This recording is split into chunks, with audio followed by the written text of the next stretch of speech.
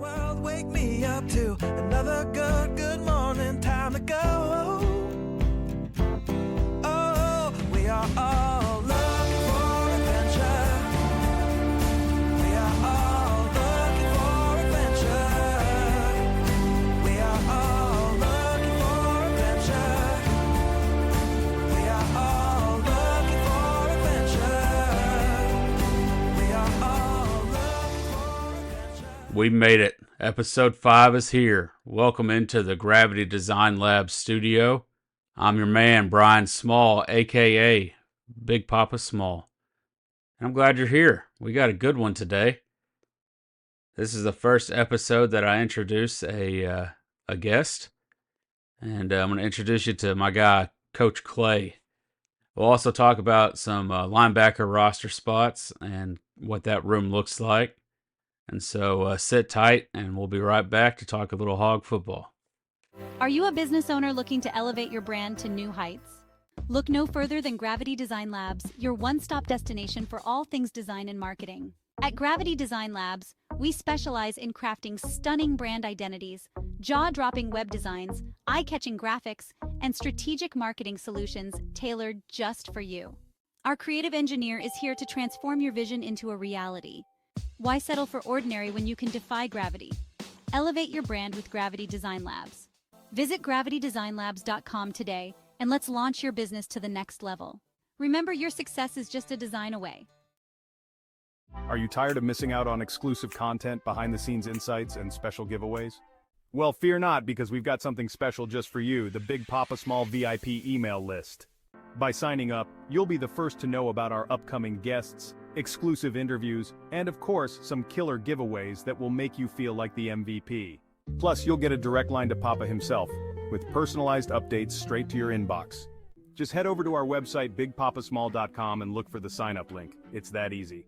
Be part of the inner circle, because here at Big Papa Small, our VIPs are the real MVPs.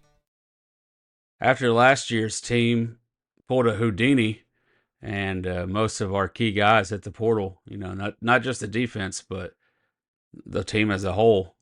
But we did see in the linebacker room, we saw a couple of guys transfer out that were looked at as leaders, and that could that hurt us, or is this another situation of addition by subtraction? I think time will tell with that. They'll probably go on to have good careers too. I mean, they were good. They were looked at as leaders and captains for a reason, leaders of the defense anyway. And so let's not look in the past too much. The Hogs have a total of 16 linebackers in the room this year. So they're pretty young for the most part. We have some carryover from last year, but then we also have some transfers that are upperclassmen.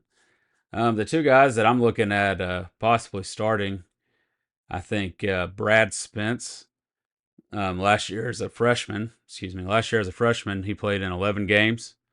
He had one start, but I mean, he was a freshman, so getting action in 11 games is pretty impressive. He had 16 tackles, 1.5 tackles for a loss, 1 fumble recovery, and 1 interception. So I think he takes a step forward in his sophomore year. I think we'll see some good things there out of him. And then Xavier Sorey Jr. He's a transfer from Georgia.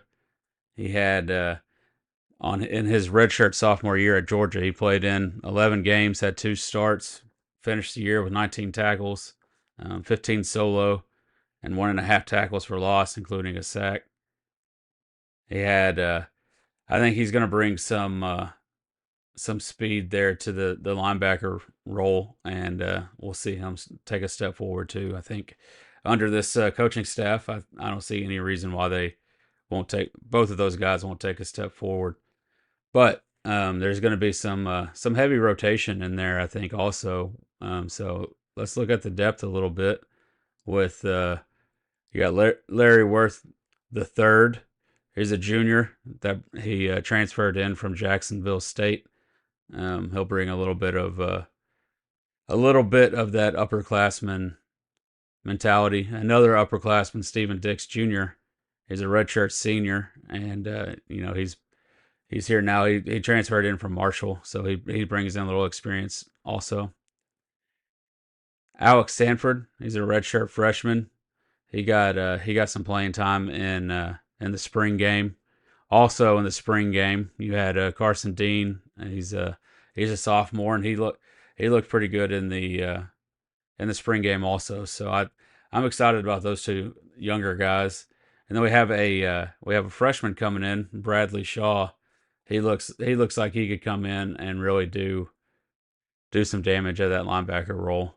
So it's a room to keep an eye on. I think our starters are pretty solid, and then we'll see a steady rotation of guys in that arena there too. So we'll see where that takes us. And then so we're gonna take a quick break, and then when we get back, I'm gonna introduce you to Coach Clay. So don't go anywhere. It's a good interview. I'm kind of speeding through the rest of this podcast because we got to talking for quite a bit of time there yesterday. So and it's some good info on kind of some background behind the curtain of some basketball manager duties and some different things. So just sit tight, and I'll let it speak for itself. We'll be right back. Are you a business owner looking to elevate your brand to new heights? Look no further than Gravity Design Labs, your one-stop destination for all things design and marketing. At Gravity Design Labs, we specialize in crafting stunning brand identities, jaw-dropping web designs, eye-catching graphics, and strategic marketing solutions tailored just for you. Our creative engineer is here to transform your vision into a reality. Why settle for ordinary when you can defy gravity? Elevate your brand with Gravity Design Labs. Visit gravitydesignlabs.com today, and let's launch your business to the next level. Remember, your success is just a design away. Are you tired of missing out on exclusive content, behind-the-scenes insights, and special giveaways? Well, fear not, because we've got something special just for you, the Big Papa Small VIP email list. By signing up, you'll be the first to know about our upcoming guests, exclusive interviews, and of course, some killer giveaways that will make you feel like the MVP. Plus, you'll get a direct line to Papa himself, with personalized updates straight to your inbox. Just head over to our website, BigPapaSmall.com, and look for the sign-up link. It's that easy. Be part of the inner circle, because here at Big Papa Small, our VIPs are the real MVPs. All right, here we are with Coach Clay.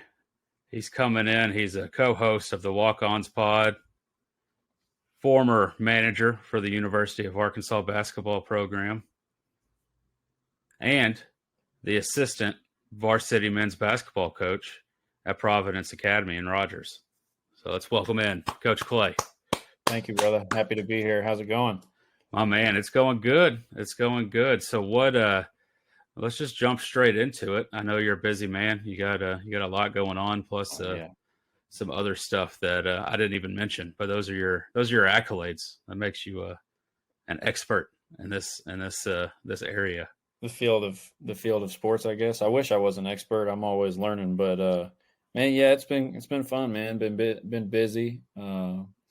Like you said, I've been in the gym training some of our guys for this upcoming year for Providence Academy, and then got a couple of guys that we're training. One's going to go overseas, hopefully get a good deal over in a Euro League or somewhere in Germany. And then we got another guy returning back for his 5th year in college. So it's exciting, man. It's been an exciting summer. Trying to balance everything has been a fun thing, but everything's going good, man. My day job is great. My training life at night is awesome, and happy to hop on a podcast whenever I can, whether it's with Coach Jay on the Walk-Ons or here with the Big Papa Small podcast. So yeah, absolutely, happy to man. Be here, man. Happy to be here. That's awesome. So let's start with the Providence. I was kind of taking a look at the roster. It looks like you got a lot of young guys. I think there was only one senior that I saw on there. Yeah. So we just lost one senior, my guy Jordan Price, phenomenal kid. If anybody wants to know what it's like to be, a stand-up person on and off the floor, Jordan was that for us. He didn't play every minute, But every time he got an opportunity, he made the most of it, So he was always super engaged in practice, very engaged on the bench, and then, knew the scouting report up and down, left and right, front and back, and so, losing him hurts us a little bit here from a morale standpoint, but, we got a lot of returners this year. So a lot of our guys that were sophomores are going to be juniors now, and they've got a lot of experience. We got a really experienced backcourt.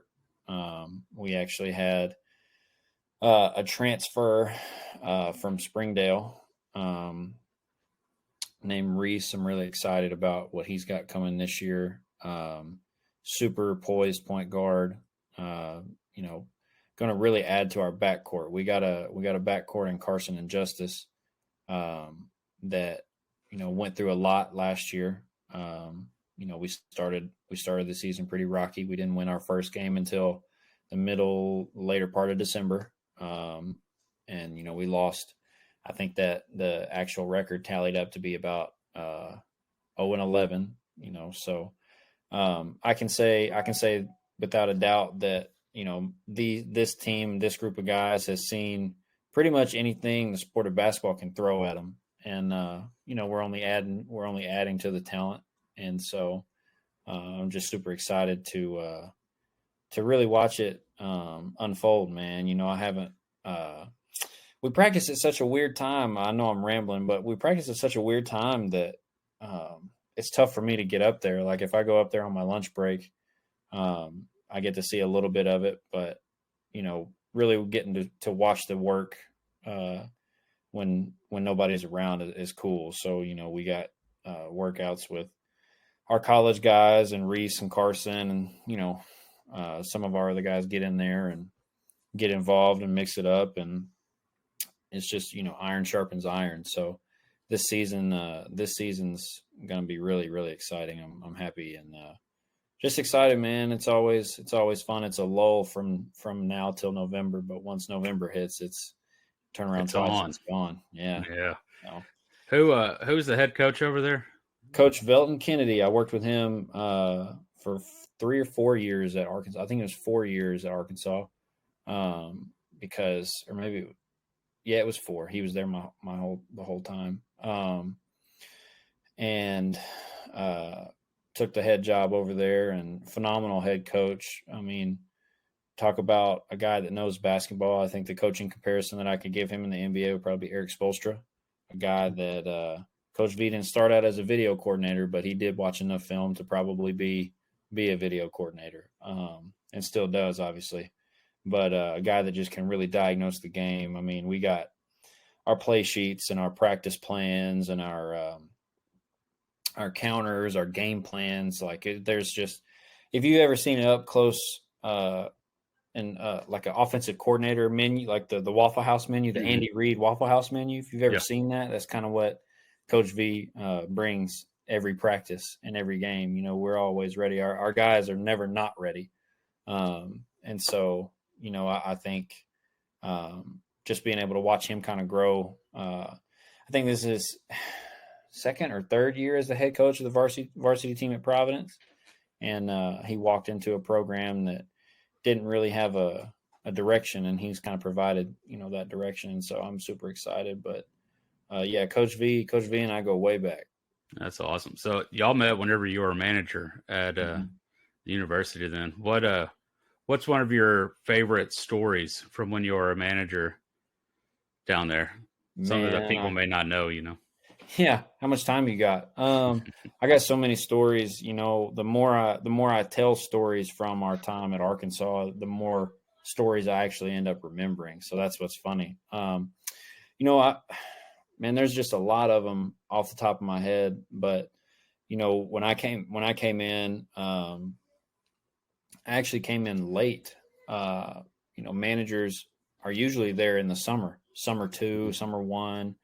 For the returning guys, and then the newer ones go through a interview process in August, and then they get brought on, and kind of they have from August till the next season to figure out if they want to stay. But Man, I actually, I guess an interesting one that if you follow the walk-ons and you follow Jeremy, Jay Jones on YouTube, shout out to him, go check his channel out. But if you follow that kind of story and progression, I met Coach Jay during my time with Arkansas. And so anyway, fast forward a few years here and there, I actually tried out for the Razorback basketball team. And I don't know what the ultimate decision making was, but I think it was down to a couple of people. I ended up getting a call back after the tryout. Didn't make the team, unfortunate, but was extended a managerial position because I had actually applied to be a manager my freshman year. So it took me like 6 years to be in college, live it up however you want to do it. Don't get bad grades though, because that's what I did. Hey, I mean, a lot of people go to school for 7 years, Yeah, right. COVID year now, right? Especially That's now right. you can pull that card. But yeah, man, I actually put my resume in my freshman year, heard back, and was not selected then. Then I went to tryouts. I guess my origin story with Arkansas is kind of one that's not known very very much, but I befriended Coach Jeff Daniels, who was director of operations over there at one time under Coach Anderson.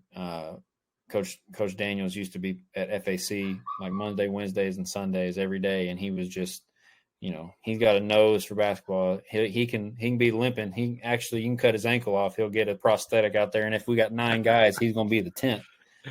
That's just the way JD rolls. But befriended Coach Daniels, man, at FAC, and talked to him about wanting to try out. I said, I put in an application. I know you guys probably have some managers, but wanted to try out. And he told me, come on. So I went through that whole process. Ended up getting a call back and managerial position.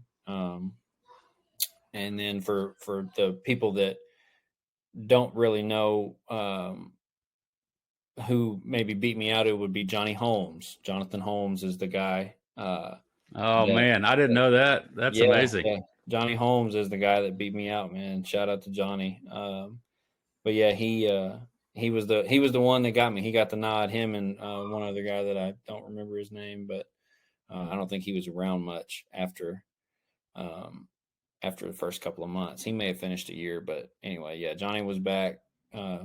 Johnny's my guy, but he's the guy that beat me out. So, yeah, I guess that's a story. I mean, obviously pick a game. I can tell you anything. The Tennessee game where Dan dunks it, I'm sitting under the bleachers. We do this thing called logging where you had to basically chart everything in the game, who subs in, who subs out, and so that our video coordinator at the time, his name was a guy by the name of Will Bartlett, so that we could go back and he could cut the film up. But yeah, man, that whole thing that night, that Tennessee game was pretty crazy because I actually could not hear. So we have headphones that, it's a direct studio feed from ESPN or from Birmingham, where the offices are. And that night I had my headphones in and I'm sitting under the bleachers, and it was, it's always loud because you're sitting directly under the student section at the time, but it wasn't that loud. It had never gotten that loud for me. Dan dunks it off the D4 pass from the elbow, and that was my first real look at what Bud Walton could sound like, because I'd always known, just how powerful it was. But being from Little Rock, I didn't get a chance to experience a lot of games up here at Arkansas, so in Fayetteville. That was one. Fortunate enough to be on staff still when Coach Musselman got here for his first year. The year that Coach Cal got kicked out, I was down there too. That was probably louder than the Tennessee game. That was amazing. That may have been the loudest I've ever heard it in there. Yeah, that was awesome. Yeah, I'm kind of hoping that I get to meet Cal one day and I can tell him, because I can just say, hey, I was a manager when you got kicked out with Coach Must that one time. Just kind of rub it in, see what he says. But yeah, that one. And then obviously there's just all kinds of manager stories. There's all kinds of player isms: Jalen Barford, Daryl Macon, Trey Thompson, Dan Gafford, Dustin Thomas, CJ Jones, Day Hall, and then, rest in peace, Reggie Chaney, those guys.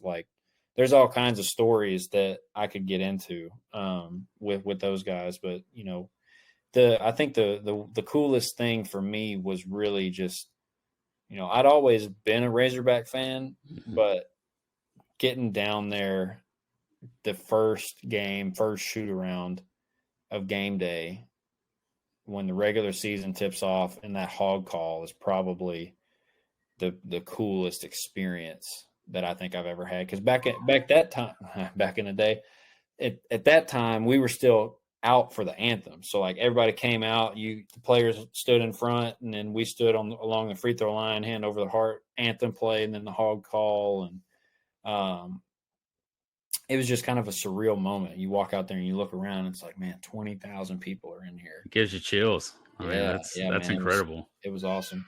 I think, okay, I'll answer this. I'll answer your question again one time. This would probably be the story that I tell people the most about, as far as wanting to look into got this phrase baptism by fire.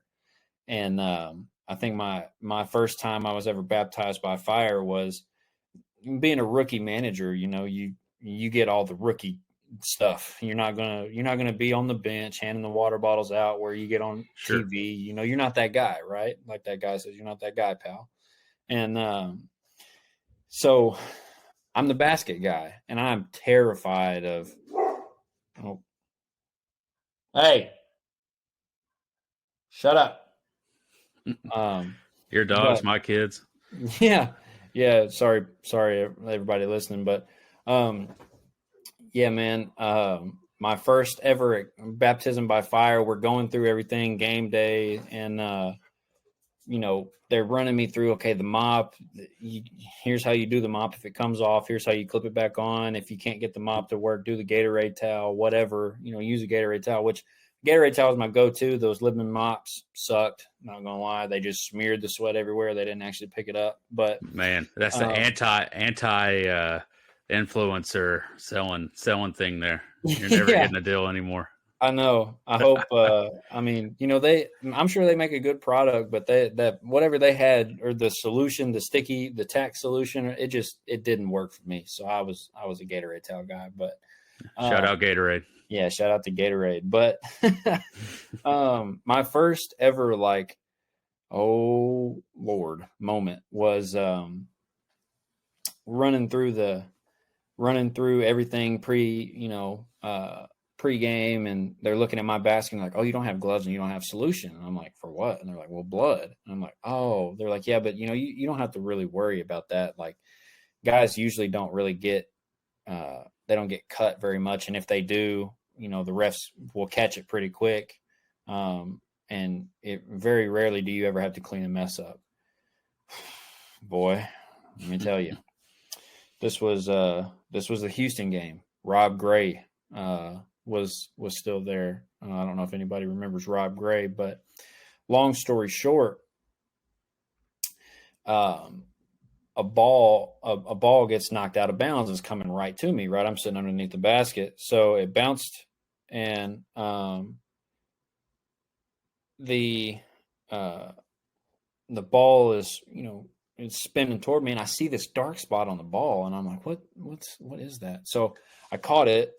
Luckily both sides, hands on both sides, and there's this big blood spot on the ball. Oh no! And I'm holding the ball, and my eyes get really big, and I'm looking at it, and the ref is actually he's mad at me. He's like, "Come on, son, come on, we got to get back in play." And I flipped the ball to him, and he saw the blood spot, and immediately he was like, "Oh, don't pass me the ball. I can't touch it." And I'm like, "Well, what do you think I'm doing? I'm supposed to touch it with gloves, right?" And so he blows his whistle, and with the official timeout, whatever, and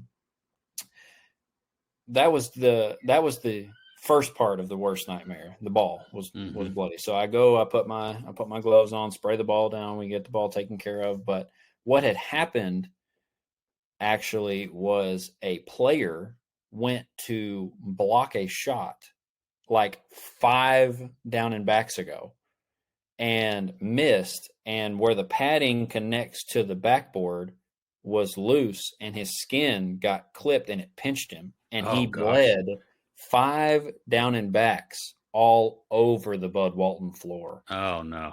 And that ended up being a 10-minute delay in the game, because we just, like, myself, a guy named Jacob Leonard, who started when I started, he was older than me, as far as, like, he was there in August, I came in October. Dave England, shout out to Dave England, man. I hope he's enjoying retirement, but was the head athletic trainer at the time.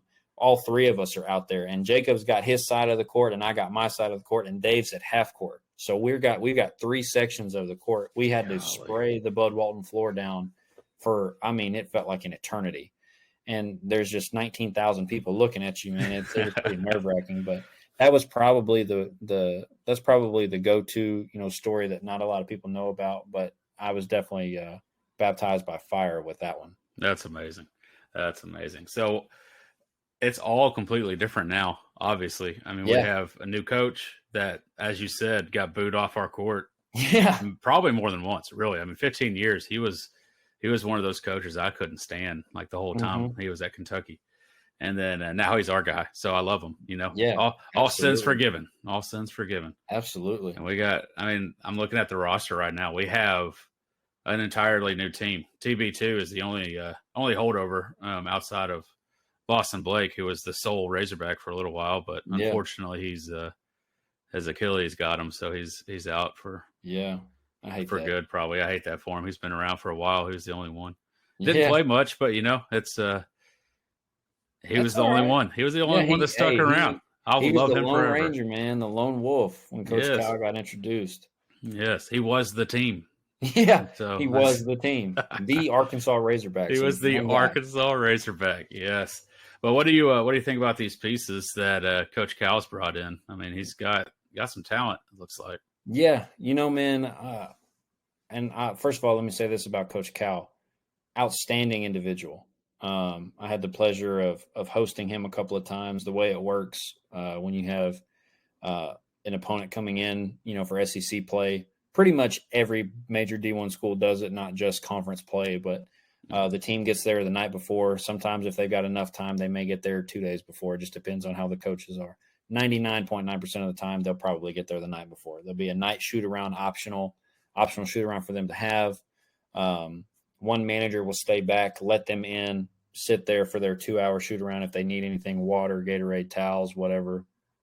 And then, once they're done, we clean it up and go home. Same thing the next morning. They'll usually have a game day shoot around. Every team usually does this unless it's an 11 o'clock game. Most teams, because the way it works, the opponent will go first. So, like, if it's an 11 o'clock game, Kentucky would have like a 7 or 8 o'clock shoot around. And then the Hogs, Arkansas, we would have the second one because we were the home team. Gotcha. But we played Kentucky that night, I believe, or maybe it was a mid-afternoon game, and I had the privilege of actually hosting them for their game day shoot-around. And so I got to stand, at the door as the bus is coming in, and Coach Cal, man, he's got that charisma. He's got that. He just walks in a room, and it's like the energy changes. And I walked up to him and I was like, Coach Cal, I'm Clay, and manager here. And he's like, nice to meet you, Clay. And the way Bud Walton is set up, the bay door that they come in is actually upstairs from the court, so you got to go downstairs. And so I'm leading him here like he hadn't been in Bud Walton 1,000 times, right? And the whole time we were walking, man, he actually made an effort to keep the conversation going with me as a manager, cool. a kid that he probably would have never remembered and would never see again, right? After my 4 years, I wouldn't have seen Coach Cal again, right? Mm-hmm. And but so outstanding individual. Can't say enough about him about who he is as a person.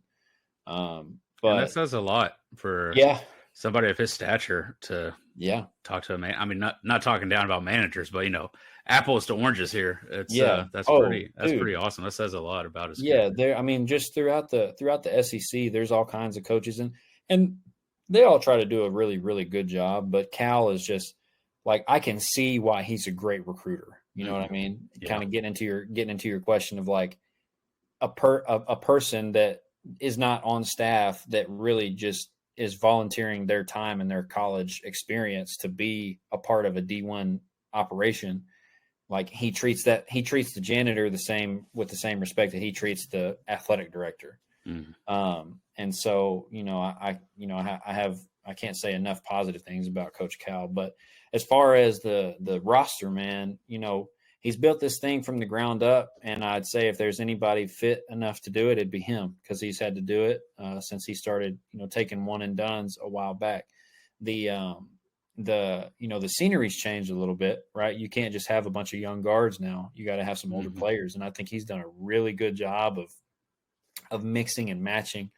A guy like Jonas Adu, who had a lot of time at Tennessee, that's going to be a smart player, a guy playing underneath Rick Barnes for however many years that he did, going and getting Jonell, obviously you got TB returning, and then getting, our guards that are probably going to be future first-round draft picks, maybe lottery picks, Boogie Flan, Carter Knox. I think he's done a really good job of mixing and matching,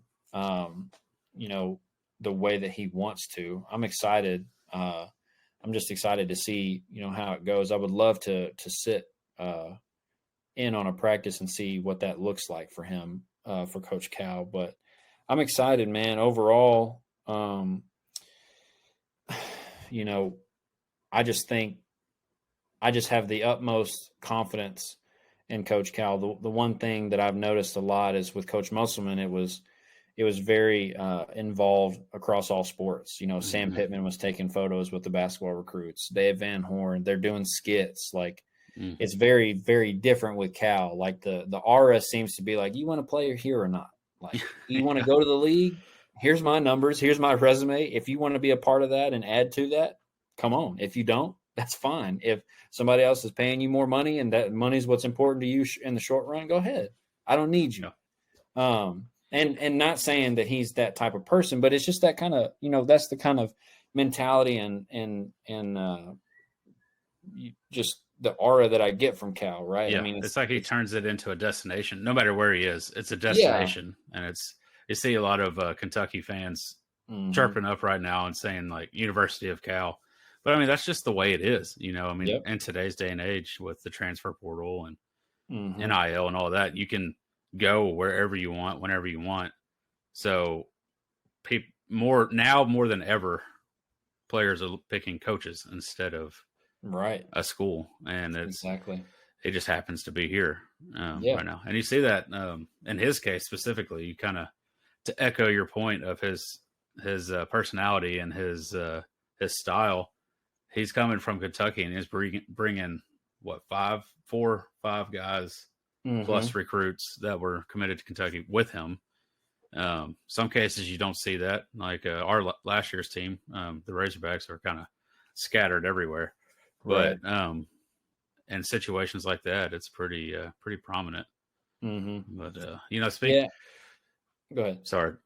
Speaking of transfer portal, that's I know you're, like you said, you're busy, so I don't want to keep you too terribly long. But you're good.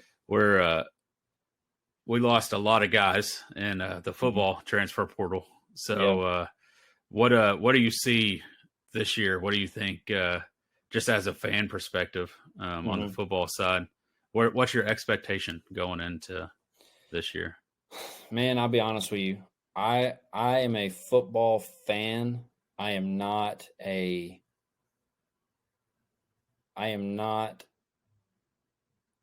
so much of. I'm a football fan. Let me just say that. If you ask me to name 3 players on the team right now, not happening. I couldn't even tell you who our quarterback is. But that's sad. That's sad. Yeah. I'm the definition of, I guess, what you could say, the would-be fair weather fan. But even if we lose a lot of games, I'm still going. Right? Yeah. I'm not that fair weather. Yeah. But what are my expectations for football season? Honestly, if I don't have to watch another Kendall Briles late motion eye candy play clock is at 3 and we got a guy coming jet sweeping and it's like snap the ball. Like if I don't have to watch that ever again, I'm happy. you know, and that may be a hot take for a lot of people, but it just that I don't know. It's like we got this high power, high caliber offense, and I never saw it. Right? Yeah. Like how many I can count probably on both my finger, like all my fingers and toes, how many explosive plays we had since he was here. Yeah. And we probably had more than I'm giving him credit for. But no, I mean, not many. Right. You lose really, Traylon Burks, it's over with. Nobody's open. Yeah, you're done. You have what was what game? I'm trying to remember off the top of my head now. Coach Guyton took over for was it the Florida game? Yeah. The Florida and game. that was the most explosive game of the year. Yeah. Same players, but a different coach. So, you know, that's a lot of it's putting your guys in the right position to win. I have us at a 6-6 and competitive with everybody. I'm not mad at it. I think I've talked to certain people behind the wire, if you will, and they seem to some seem to drink the Kool-Aid, and some seem to say, "Hey, somebody in the conference has to lose, and it's probably going to be us." I mean, you know, I'm kind of in between there. I'm with you there, 6-6 probably. I'd be happy with that, you know. But Bobby Petrino is back, a really, really high-powered, explosive offense. He's going to make the linebackers have to cover. You know, we're going to hopefully air it out down the field a little bit more and not throw 3-yard slants. And hopefully, you know, our receivers fall forward, or KJ had to fall forward and get another yard. Like, I hope we don't ever have to do that again. But, you know, I'm happy with that. 6-6, explosive atmosphere that people, I think the biggest thing for me with football is really this. As long as the atmosphere is there, I think football fans keep coming back. Oh, yeah. Because they were just obviously with Chad Morris. And then there was a time last year where it's just like people come back to the games hopeful that you're going to have a explosive first quarter. And then when that doesn't happen, everybody checks out or they leave. Like they either check out and they're on their phone and they're just there to drink and have fun. And, you know, it's a social outing, or they're gone. They're done. I mean, you know, there's a guy that we tailgate with. He actually puts on the tailgate. And I mean, there were probably 2 or 3 times this year that he stayed. 2 or 3 times that he stayed. He stayed, not even. He stayed in the game by halftime. Not left. He stayed before halftime. Or after halftime, I'm sorry. That's wild. So, but. And that's a dedicated fan. Yeah. Like, I think I know who you're talking about. And that's a dedicated fan, too. Yeah, like, you probably know him, but you have to be doing impressively bad on the effort standpoint for him to. Yeah. And he 2 or 3 times that he stayed after halftime. And what do we play? 12 games? Yeah, that's 13. However that says it all. I mean, that says it all, really. I mean, yeah, they had several games. As long as they're competitive and they're fighting, I'm in. You know, but if they start letting it go, like that's nobody wants to be there for that. They don't want to be there. I don't want to be there. Nobody wants to be there to watch a team get their teeth kicked in. That's right. It's just not fun. Right. So let me get you back on the topic that you like with some basketball. Yeah, steer me back in the right direction. So we'll get back. We'll just throw out the football. That's not even happening yet. We'll your Mavs, they almost made it. They ran into a heck of a team, the Fighting Jordan Walshes up there in Boston, but they had a pretty good trade the other day. You wanna talk a little bit about that? Yeah, man. You know, the Mavs. Before anybody says it, it's like, oh, he just likes the Mavs because Luka. No, I was a pre Dirk and Nash guy, right? So, and Dirk and Nash really solidified it for me. You know, because I was always a point guard in basketball, and Steve Nash was a guy that I like to watch. I like to watch his game and try to model mine after his. I'm a pass first kind of guy when I play pickup even. And so been a Mavs fan for a long, long time. You know, we got close in 06, D Wade, Miami, you know, it is what it is. We got one. little bit too long for me to get back. But we ended up converting. Dirk, ironically, beats D Wade and LeBron. Right? How's that work? Right. And we get a championship, and then to get back to the finals, man, it was pretty cool to watch. But I knew after the first game, I was like, I'll be surprised if we win a game. I was texting Jeremy about it, and I was like, dude, we're cooked. Like it's not even close. And Boston is the best team in the league, like All year. So all year. The ball just seemed to bounce their way, but not because they were lucky. It's because they did the little things: offensive rebounds, block shots, second, third, fourth, fifth efforts, making the extra passes. You know what I mean? And anyway, but yeah. So what we discovered from the finals, atrocity that was that Luka and Kyrie needed a third option that could be a consistent shooter. PJ Washington can kind of be that guy that grinded out. Your Derek White-esque type player, I guess, maybe as far as like what that role demands. Make threes, play defense, get rebounds, hustle plays. I think PJ can morph into that. He's going to have his work cut out for him to do it the way that Derek White does it. But picking up Klay Thompson, that's an exciting thing. Klay being the third option, I'm not mad at it. I think there's a lot of expectations that because we got Klay Thompson, we got this guy that's going to be a 3-and-D guy like he was with the Warriors. I'm not that way. Klay, if you're listening, I'm sorry. I love you, but you're coming off an Achilles and an ACL. Like, I don't expect you to guard their best player and then give me 25 a night like you used to at Golden State. Yeah, I would love tough for you to guard their best player maybe and then give me 12 or 15. That's really all you need. Think about the margin that we lost by in the finals.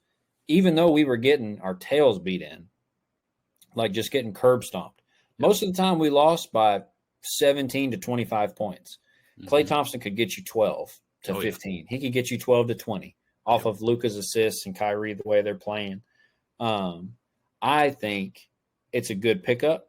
I would like to see on the player development side of things, I would like to see our big guys really be able to stretch the floor out. I think Dan Gafford, from watching him, he was here when I was here at Arkansas. Dan has a touch, a type of soft touch like a guard with the basketball. He's just never it's obvious he's just never worked at it. And then when he got to the league, they really put him in a box and said, you're going to be this guy and this guy only.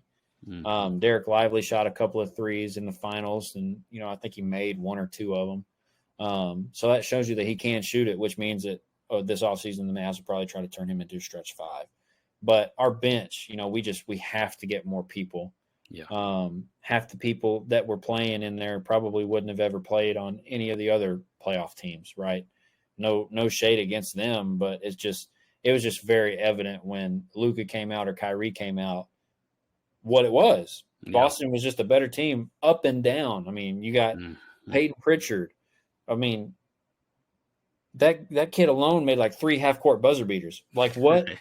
What is happening? Yeah. And that's all that needs to be said about that. But they're role players. Their bench players and their role players were really good, and that's what we have to get for Dallas to be successful. I think too. Dallas really has to. It wins you games and it loses you games. People say in the NFL you got to run the football to win, and you got to be able to command the line of scrimmage. Not if you're the Kansas City Chiefs. Patrick Mahomes throws it 50 times a game. He's won like 4 Super Bowls, been to like 6 already. I mean, he's on track with, these are Brady type numbers, right? Yeah. At his age. Look at what the Indiana Pacers did. If Tyrese Halliburton doesn't get hurt, that series is probably maybe a little bit different. I think Boston still wins by for sure, like no problem. But the way that the Pacers play, what I'm getting at is this: Dallas plays extremely slow. You can't play that slow down 20. It doesn't work. Right. Unless you get stops and then you turn around and you get buckets. If you get stops and you can't score, it's over with. Yep. So I think the pace of play would probably have to be a little bit higher, a little bit faster tempo now. And I get it. Like it grinds you through the the the regular season, but it doesn't do you well in the playoffs. It's not going to happen. And I think if the Pacers would have made it to the finals, I think Dallas would have won. But they didn't, and the Mavs didn't win, so it is what it is. But the key takeaways for me would be, the pace of play has to increase. I think Clay has done a really good job, and you got to really, really work in free agency this offseason, trades too. Still, we got rid of a lot of guys on our bench, and the one area that the management has to get better at for Dallas, for me, I think, is drafting guys with humongous upside. Like, you got to look at how the Thunder have done it. Yeah. The Thunder have been putting on a masterclass of drafts. Yes. And the Mavs, it's like, we got all these guys on the bench that nobody else wants. Right. So that's why you're trading X amount of people, Tim Hardaway Jr., Josh Green, getting rid of these guys for Klay Thompson. And let's just keep it how it is. This is a Klay Thompson, like I said, off an Achilles and an ACL. We would have never got Klay Thompson pre-injury. No chance. The Warriors have been like, no.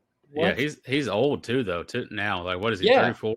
I mean, he's in his 30s, right? So I mean, it's I can say old as a 34-year-old man myself. So, that's a little bit different physical ability there. But anyway, the Thunder, they're looking pretty solid. As an NBA fan, free agent myself, trying to I always liked the Bulls when I was younger, but that was that was Michael Jordan days, so like I don't feel like it's fair for me to be like, I'm a Bulls fan, because there was a definition of a kid bandwagon fandom. Absolutely. It picked up a little bit when they got Ronnie in there. Yeah. I enjoyed that.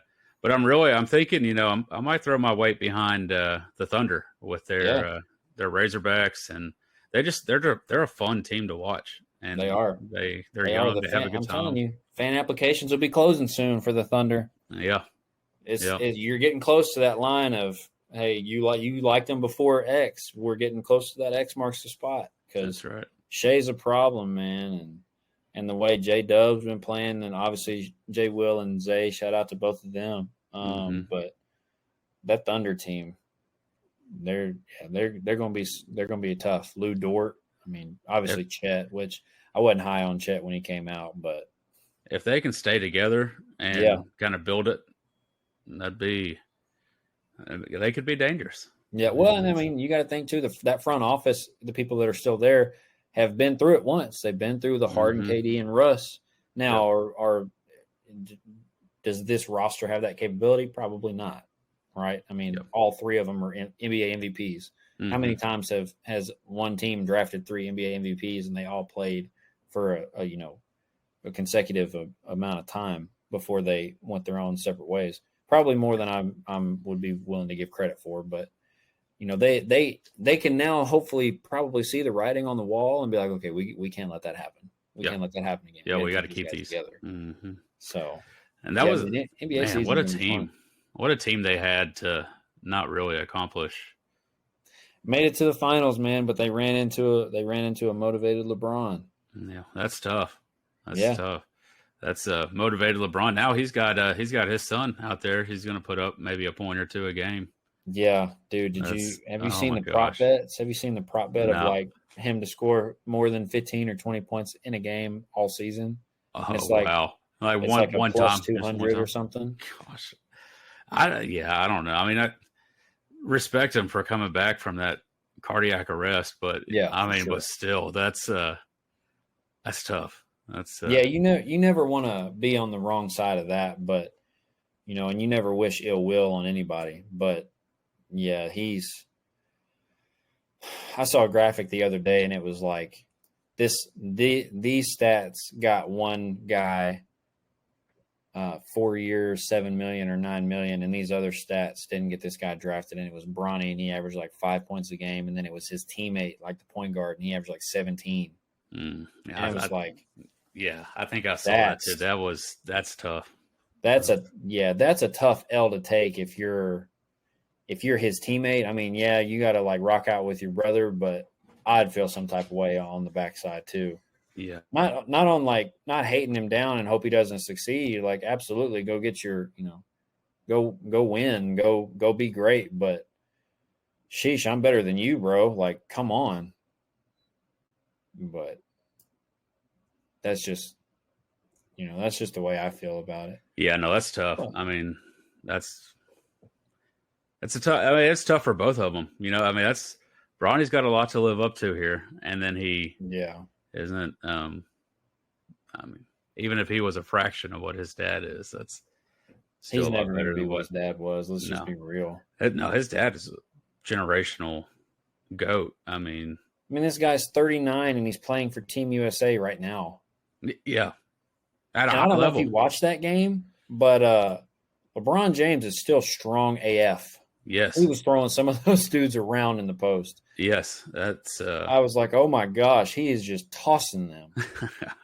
It was wild to watch, and I didn't really watch. I didn't really watch it and pay that much attention to it. But holy cow, I was like, dude, this guy's 39. I mean, yes, old man strength is a thing, but I mean, let's be real, bro. There's old man strength, and then there's professional athlete still dang near his prime. I mean, shoot, that's he's not in his prime, but he's not falling off much. He hasn't. I mean, yeah, he hadn't won a lot of like postseason stuff, but oh well, what are you gonna do? Yeah, got 4 already. That's right. Or 5. That's right. He got 5 or 4. He won 2 with Miami, 1 with Cleveland, 1 with LA, right? Yeah, I think so. Or 2. Or do they have 3 in Miami? Give me 1 second. We can find it out here. While you're looking that up, I'm just going to sum up what we talked about here. That you think Arkansas is going to win the national championship in basketball. Providence is going to win the championship, and hey, I will say this. I forgot to say this earlier. Providence Academy made the switch from HCAA, Heartland Christian Athletic Association, to the AAA. We are a 3A school now. And so we are going to be, Oh, you're going to be in it then. Yeah, we're going to be in it to win it, man. I'm telling you. That's amazing. It's going to be It's going to be exciting to be a part of that. I actually won a 3A state championship at my school, so it's pretty cool. To come back to where the conference or the whatever you call it, classification that you played in. But that's amazing. Yeah, that's awesome. We're definitely in a much different conference than the one that I came up in, for sure. Who's the top 3A school right now? It changes so much that I can't even remember who's and honestly, I couldn't tell you. It's Providence then. It's clearly Providence. Clearly. Is honestly the way I feel about it. I think we can make some noise, man. I'm excited to